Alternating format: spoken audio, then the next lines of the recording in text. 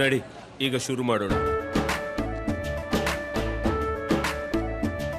ಕೇಸರಿಯಿಂದ ಮನೋಲ್ಲಾಸ ಮನಸ್ಸು ಮತ್ತೇರಿ ಕುಣಿದಾಡಿದೆ ನೋಡು, ಮನಸ್ಸು ಮತ್ತೇರಿ ಕುಣಿದಾಡಿದೆ ನೋಡು.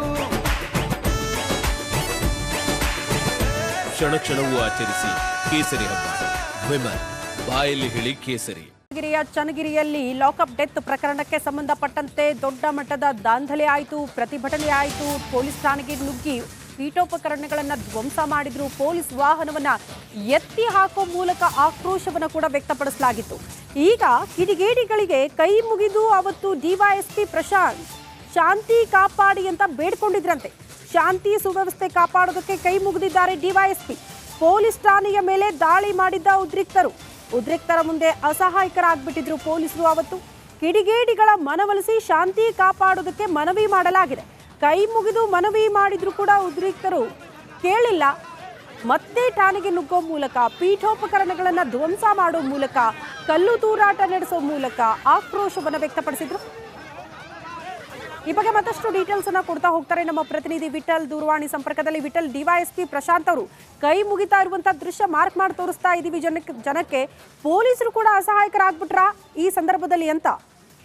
ಖಂಡಿತ ಶ್ರುತಿ, ಯಾಕಂದ್ರೆ ಅವತ್ತು ಇರುವಂತ ಒಂದು ಮಾಬು ನೋಡಿದ್ರೆ ನಿಜಕ್ಕೂ ಯಾವ ಮಟ್ಟಿಗೆ ಅದು ಒಂದು ಆಕ್ರೋಶ ಭರಿತವಾಗಿತ್ತು ಅನ್ನೋದು ನಿಜಕ್ಕೂ ನಾವು ಈಗಾಗಲೇ ದೃಶ್ಯದಲ್ಲಿ ಗಮನಿಸಿರುವಂತದ್ದು.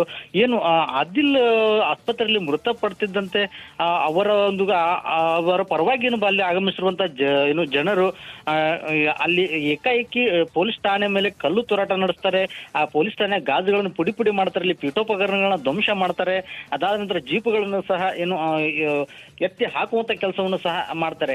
ಈ ವೇಳೆ ಏನು ಒಂದು ಡಿವೈಎಸ್ಪಿ ಅವರು ಮತ್ತು ಅಲ್ಲಿರುವಂತ ಸರ್ಕಲ್ ಇನ್ಸ್ಪೆಕ್ಟರ್ ಅವರು ಆ ಉದ್ರಿಕ್ತರ ಬಳಿ ಒಂದು ಕೈ ಮುಗಿದ ಒಂದು ಮನವಿಯನ್ನು ಸಹ ಮಾಡ್ಕೋತಾರೆ.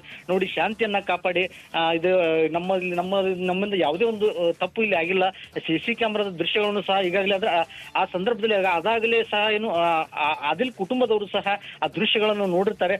ಆದರೆ ಕಿಡಿಗೇಡಿಗಳು ಸಹ ಇವರ ಒಂದು ಮನವಿಗೂ ಏನು ಒಂದು ಮನ್ನಣೆ ಕೊಡದೆ ತಮ್ಮ ಉದ್ರಿಕ್ತತೆಯನ್ನು ಮುಂದುವರಿಸಿದ್ರೆ ನಿಜಕ್ಕೊಂದು ದುರಂತನೇ ಅಂತ ಹೇಳ್ಬೋದು. ಆ ಮನವಿ ಮಾಡ್ಕೋತಾ ಇದ್ರೆ ಇನ್ನೊಂದು ಕಡೆಗೆ ಆ ಜೀಪ್ಗಳನ್ನ ಸುಮಾರು 8 ಜೀಪ್ಗಳನ್ನು ಸಹ ಏನು ಅವುಗಳನ್ನ ಉರುಳಿ ಹಾಕಿ ಅವುಗಳ ಗ್ಲಾಸ್ಗಳನ್ನ ಒಡೆದು ಅವುಗಳನ್ನ ಜಖಮಗೊಳಿಸುವಂತ ಒಂದು ಘಟನೆ ನಿಜಕ್ಕೂ ದುರಂತನೇ ಅಂತ ಹೇಳ್ಬೋದು. ಶ್ರುತಿ. ಓಕೆ ವಿಠಲ್, ಧನ್ಯವಾದಗಳು ತಮ್ಮೆಲ್ಲ ಮಾಹಿತಿಗೆ.